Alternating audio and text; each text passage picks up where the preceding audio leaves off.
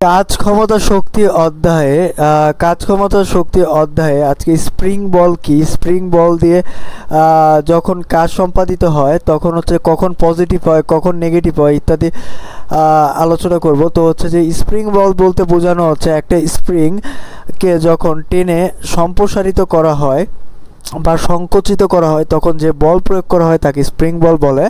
তো এখানে কে এর ভ্যালুটা হচ্ছে স্প্রিং ধ্রুবক আর এক্স হচ্ছে কি পরিমাণ সম্প্রসারিত হলো, অর্থাৎ এই যে স্প্রিংটাকে টেনে যে এক্স পরিমাণ সম্প্রসারণ করা হচ্ছে বা এই সম্প্রসারিত অবস্থায় স্প্রিংটাকে ছেড়ে দিলে স্প্রিং বলের কারণে এটা কিন্তু একটা সংকুচিত হয়ে যাবে।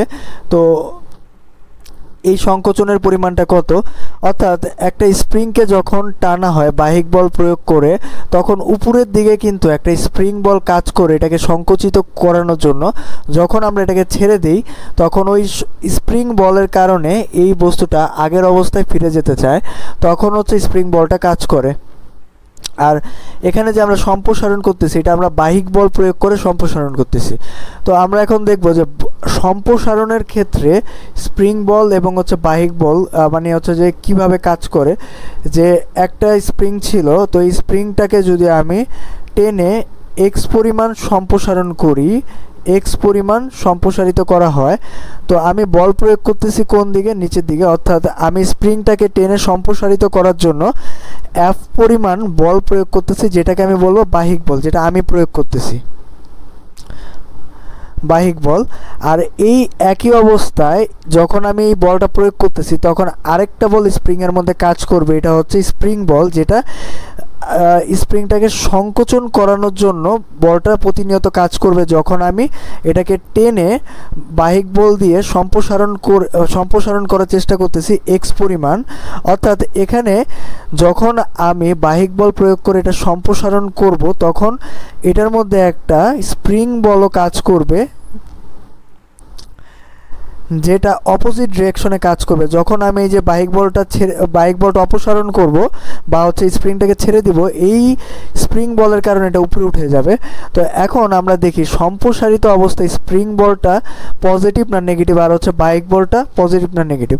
যেহেতু পজিটিভ আর নেগেটিভ বলতে বোঝানো হচ্ছে শুধু দিকটা বোঝানো হচ্ছে, আর পজিটিভ নেগেটিভ দ্বারা কিন্তু যে ভ্যালু পজিটিভ বা ভ্যালু নেগেটিভ এটা বোঝানো হচ্ছে না। এখানে বোঝানো হচ্ছে যে বল প্রয়োগের দিকটা কোন দিকে। পজিটিভ দ্বারা বোঝানো হচ্ছে আমি যেদিকে বল প্রয়োগ করতেছি সরণও একই দিকে হচ্ছে, আর হচ্ছে নেগেটিভ দ্বারা বোঝানো হচ্ছে যে আমি যেদিকে বস্তুর বল প্রয়োগ করা হচ্ছে তার বিপরীত দিকে বস্তুর সরণ হচ্ছে, ওইটা হচ্ছে নেগেটিভ। কিন্তু এদের মান কিন্তু আমরা পজিটিভ অথবা নেগেটিভ ধরতেছি না, শুধু দিকটা বোঝানোর জন্য পজিটিভ আর নেগেটিভ সাইন। তো এখানে বাহিক বলের ক্ষেত্রে আমরা দেখতেছি বাহিক বল যেহেতু নিচের দিকে বল প্রয়োগ করা হচ্ছে এবং এর ফলে বস্তুটা এই যে এখান থেকে সরণটাও কিন্তু নিচের দিকে হচ্ছে, যার ফলে আমরা বলতে পারি যে এফ বলটা মানে বাহিক বলটা পজিটিভ হবে। তো এক্ষেত্রে F equals to K x লেখা যায়। তো এর মধ্যে একটা স্থিতিশক্তি জমা থাকবে তখন W equals to half k x square. তো এই যে সম্প্রসারণ করতে যেই কাজটা সম্পাদিত হলো এটা একটা স্থিতিশক্তি রূপে হচ্ছে যে এই নির্দিষ্ট পয়েন্টে জমা থাকবে। অর্থাৎ এখানে আমরা বলতে পারি যখন সম্প্রসারিত, এখানে কিন্তু সম্প্রসারণের কথা আলোচনা করতেছি, সম্প্রসারণের ক্ষেত্রে বস্তুটা নিচের দিকে বল প্রয়োগ করা হচ্ছে, সরণও নিচের দিকে হচ্ছে, যার ফলে বলটা হচ্ছে পজিটিভ হচ্ছে এবং এর ফলে কাজ সম্পাদন যেটা হচ্ছে তাও পজিটিভ হচ্ছে। তো আমি বারবার বলতেছি পজিটিভ নেগেটিভে কিন্তু এখানে দিক বোঝানো হচ্ছে, কোনো মান পজিটিভ অথবা নেগেটিভ, অর্থাৎ বলের মান 10 নিউটন এটা নেগেটিভ, এটা কিন্তু বোঝানো হচ্ছে না। যদি -10 নিউটন লেখা থাকে তাহলে বুঝতে হবে যে আমি যেদিকে 10 নিউটন বল প্রয়োগ করেছিলাম তার বিপরীত দিকে সরণ হচ্ছে। তো এখানে সম্প্রসারণের ক্ষেত্রে বলের মানটা পজিটিভ, এর মধ্যে যে কাজটা সম্পাদিত হবে এই কাজটা স্থিতিশক্তি রূপে স্প্রিংয়ের মধ্যে জমা থাকবে যখন সম্প্রসারণ করা হবে। তো আমরা এভাবে লিখতেই পারি যে ইপি ইকুয়ালস টু ডাব্লু, অর্থাৎ এই যে সম্পাদিত কাজের পরিমাণটা, তো স্প্রিংয়ের সম্পাদিত কাজের পরিমাণকে আমরা W equals to half k x square আকারে লিখতে পারি। এটা একটা ফর্মুলা। তো এখানে এই যে কাজ সম্পাদিত হচ্ছে সম্প্রসারণ করার ফলে, যখন আমি এটাকে সম্প্রসারণ করে ধরে রাখছি বাহ্যিক বল প্রয়োগ করে, এর মধ্যে একটা স্থিতিশক্তি জমা হবে, যেটাকে আমরা লিখতে পারি যে এই সম্পূর্ণ কাজটা স্থিতিশক্তিতে রূপান্তরিত হয়ে যাবে। এখন আমরা যখন সম্প্রসারণ হচ্ছে তখন বাহ্যিক বলের ক্ষেত্রে আমরা দেখলাম বাহ্যিক বল পজিটিভ হচ্ছে এবং এর দ্বারা কৃত কাজও পজিটিভ হচ্ছে, যা স্থিতিশক্তি আকারে জমা থাকছে।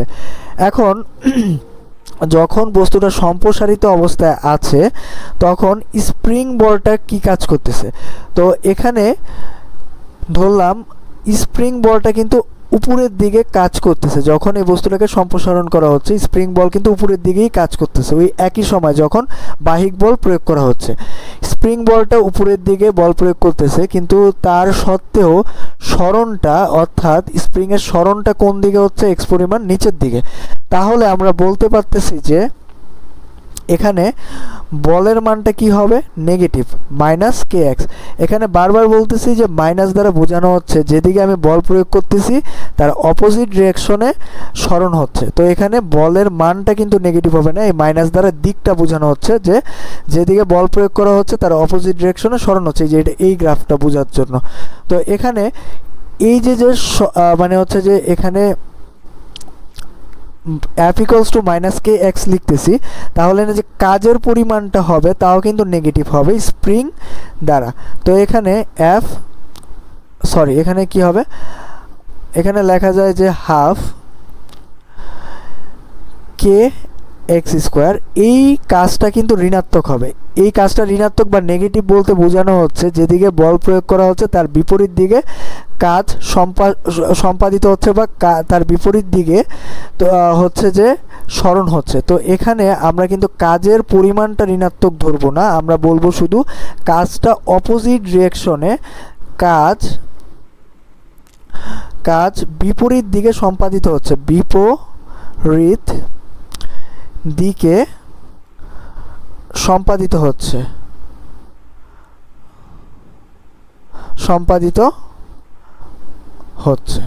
তো এখন আমরা বলতে পারতেছি যে অর্থাৎ এখানে মাইনাস দ্বারা বোঝানো হচ্ছে আমি বল প্রয়োগ করতেছি বাহ্যিক দিকে অর্থাৎ নিচের দিকে, এবং বস্তুটার সরণও যেহেতু নিচের দিকে হচ্ছে আর স্প্রিং যেহেতু উপরের দিকে বল প্রয়োগ করতেছে এটাকে সংকোচন করানোর জন্য। তো যেহেতু সম্প্রসারণটা হচ্ছে বাহ্যিক বলের দিকে, তার মানে বলা যাচ্ছে যে বল প্রয়োগ করা হচ্ছে অর্থাৎ এই স্প্রিং বলটা প্রয়োগ করা হচ্ছে উপরের দিকে, কিন্তু সম্প্রসারণ অর্থাৎ সরণ নিচের দিকে অর্থাৎ আমার বাহ্যিক বলের দিকে হওয়ার কারণে কাজ হচ্ছে নিচের দিকে কিন্তু বল প্রয়োগ করা হচ্ছে উপরের দিকে, অর্থাৎ যেদিকে বল প্রয়োগ করা হচ্ছে তার বিপরীত দিকে কাজ সম্পাদন হচ্ছে, এটাই বোঝানো হচ্ছে মাইনাস দ্বারা। এখন সংকোচনের ক্ষেত্রে কি বোঝানো হয়, ধরে নেই যে সংকোচনের ক্ষেত্রে কি হচ্ছে, অর্থাৎ একটা স্প্রিং ধরলাম এই যে সম্প্রসারিত অবস্থা থেকে যদি ছেড়ে দেওয়া হয়, তো এটা ধরলাম যে এক্স পরিমাণ সংকুচিত হবে, অর্থাৎ সম্প্রসারিত অবস্থা থেকে যদি আমি স্প্রিংটাকে ছেড়ে দিই, যে এটা আগে এই অবস্থায় ছিল তারপর এটাকে আমি সম্প্রসারিত করে এই অবস্থায় নেওয়া হলো এবং এই অবস্থা থেকে যদি ছেড়ে দেওয়া হয় এটা একদম এই যে এই অবস্থায় পৌঁছে যাবে। এই সংকুচিত অবস্থায় এই স্প্রিং বল দ্বারা কৃত কাজ কত এগুলা বের করব। তো এবং স্প্রিং বলটা কি পজিটিভ নাকি নেগেটিভ, তো যখন আমি বস্তুটাকে ছেড়ে দিব এই সম্প্রসারিত অবস্থা থেকে, বল যেহেতু প্রয়োগ করা হচ্ছিল উপরের দিকে এই যে স্প্রিং বলটা, তাহলে সরণও যেহেতু এই উপরের দিকেই হচ্ছে, অর্থাৎ আমরা লিখতে পারি বল প্রয়োগ করা হচ্ছিল উপরের দিকে, অর্থাৎ স্প্রিং বলটা কিন্তু উপরের দিকে প্রয়োগ হচ্ছে, যেখানে লিখে রাখি যে স্প্রিং বলটা উপরের দিকে প্রয়োগ করা হচ্ছে এবং তার ফলে সরণটা কোন দিকে হচ্ছে, সরণটা এক্স পরিমাণ উপরের দিকে হচ্ছে। তাহলে আমি স্প্রিং বল ইকুয়াল টু লিখতে পারি যে কে এক্স অর্থাৎ F equals to K x. এখন এখান থেকে যে কৃত কাজটা পাবো, অর্থাৎ এই বস্তুটাকে ছেড়ে দিলে এই বস্তুটা যে এক্স পরিমাণ সরণ হবে, তো এখানে কৃত কাজটা কি হচ্ছে, W equals to half k x square, যেটা পজিটিভ হবে কারণ যেদিকে বল প্রয়োগ করা হয়েছে অর্থাৎ স্প্রিং বলটা উপরের দিকে প্রয়োগ করতেছে স্প্রিং, যার ফলে এক্স পরিমাণ সরণ উপরের দিকে হচ্ছে, যার ফলে স্প্রিং বলটাও পজিটিভ এবং এই বল দ্বারা কৃতকাজের পরিমাণটাও কত হবে, কৃতকাজের পরিমাণটাও পজিটিভ হবে কারণ যেদিকে বল প্রয়োগ করা হচ্ছে বস্তুর সরণও ঠিক একই দিকে হচ্ছে, তাহলে কৃতকাজের পরিমাণটা এখানে পজিটিভ হচ্ছে। এখানে আমরা আরেকটা জিনিস মানে হচ্ছে এই গ্রাফ থেকে পেতে পারি, সেটা হচ্ছে এই বস্তুটা এই যে এই অবস্থায় যে সম্প্রসারিত করে ধরলাম বাহিক বল প্রয়োগ করে আমি এটাকে এখানে ধরে রেখেছিলাম, যার ফলে এখানে এটার বেগ শূন্য ছিল, যে এই যে স্প্রিংটাকে আমি হচ্ছে যে টেনে এই অবস্থায় এনে এখানে হচ্ছে যে আমি ধরে রাখছি, যার ফলে এর আদিবেগের মানটা কত শূন্য, কিন্তু যখন এখান থেকে আমি ছেড়ে দিব এটা একটা নির্দিষ্ট বেগে হচ্ছে যে উপরের দিকে উঠবে বা উপরের দিকে সরণ উপরের দিকে কত হবে, যে এক্স পরিমাণ যে সরণটা হবে এটা নির্দিষ্ট একটা বেগে হবে, যার ফলে এখানে একটা গতিশক্তি সৃষ্টি হবে। বস্তুটা যখন সংকুচিত হবে তখন এই বস্তুটার মধ্যে একটা গতিশক্তির সৃষ্টি হবে এই এক্স পরিমাণ সরণের জন্য। তাহলে গতিশক্তি ইকুয়ালস টু কি হাফ এম বি স্কোয়ার, অর্থাৎ সরণের কারণে যে বেগের সৃষ্টি হবে এর ফলে একটা শক্তির সঞ্চার হবে, তাকে আমরা গতিশক্তি বলতেছি।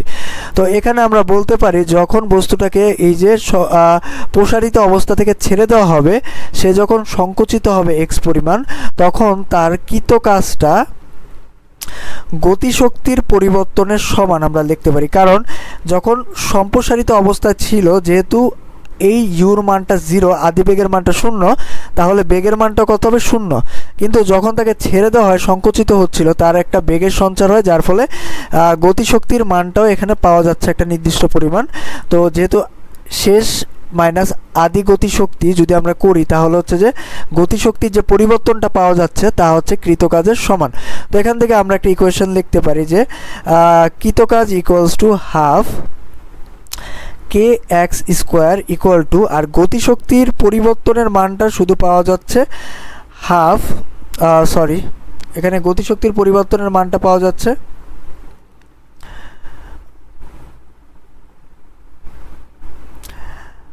Half M V square. তো এটাকেও আমরা একটা সূত্র হিসেবে মনে রাখতে পারি, যখন এই প্রসারিত অবস্থা থেকে একটা স্প্রিংকে ছেড়ে দেওয়া হবে সে যখন সংকুচিত হবে তখন তার স্থিতিশক্তিটা বা হচ্ছে যে কাজের পরিমাণটা গতিশক্তিতে রূপান্তরিত হয়ে যায়।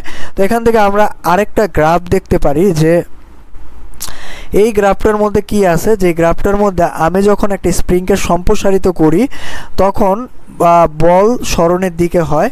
আচ্ছা, তো যেদিকে বল প্রয়োগ করি যেদিকে বল প্রয়োগ করতেছি তার সরণটাও ঠিক একই ডিরেকশনে হচ্ছে, তাহলে কাজের চিহ্নটা কি হবে ধনাত্মক। আমি কিন্তু কাজের ভ্যালুটা পজিটিভ মাইনাস বলতেছি না, আমি বলতেছি কাজের দিকটা কোন দিক হবে বা সরণের দিকটা কোন দিক হবে, তাহলে সরণটা পজিটিভ দিকেই হচ্ছে, মানে যেদিকে বল প্রয়োগ করতেছি তার সরণটাও ঠিক একই ডিরেকশনে হচ্ছে, তাহলে প্রয়োগকৃত বলটা পজিটিভ। আর এখানে কি হচ্ছে যে সম্প্রসারণ করার ক্ষেত্রে আমাদের যে বাহিক কাজটা অর্থাৎ ডাব্লুটা আমাদের এখানে ইপিতে কনভার্ট হয়ে যাচ্ছে, অর্থাৎ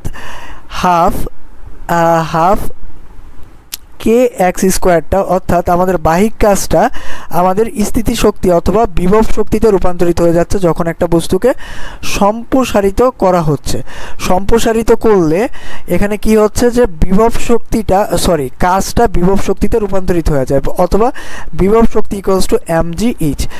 আর এখানে সংকোচনের ক্ষেত্রে কি হচ্ছে, যখন সংকুচিত হচ্ছে তো আমি তো নিচের দিকে বল প্রয়োগ করতেছিলাম সম্প্রসারিত করার জন্য, কিন্তু বল সরণের বিপরীত দিক বলতে বোঝানো হচ্ছে যে সংকোচনের ক্ষেত্রে স্প্রিংটাকে যখন ছেড়ে দেওয়া হবে সে কিন্তু অতিক্রান্ত দূরত্বটা কোন দিকে অতিক্রম করবে, স্প্রিংয়ের বলের দিকে, অর্থাৎ উপরের দিকে সে দূরত্ব অতিক্রম করবে যেখানে আমি বল প্রয়োগ করতেছিলাম, অর্থাৎ বাহিক বলটা কোন দিকে নিচের দিকে করা হচ্ছিল। তো আমার ক্ষেত্রে বল সরণের বিপরীত দিক হবে, অথবা মানে হচ্ছে যে বলের পরিমাণটা কত হবে, ঋণাত্মক হবে, কারণ আমি যেদিকে বল প্রয়োগ করেছিলাম এক পরিমাণ তার বিপরীত দিকে বস্তুটা সরণ হচ্ছে বা স্প্রিংটা সরণ হচ্ছে।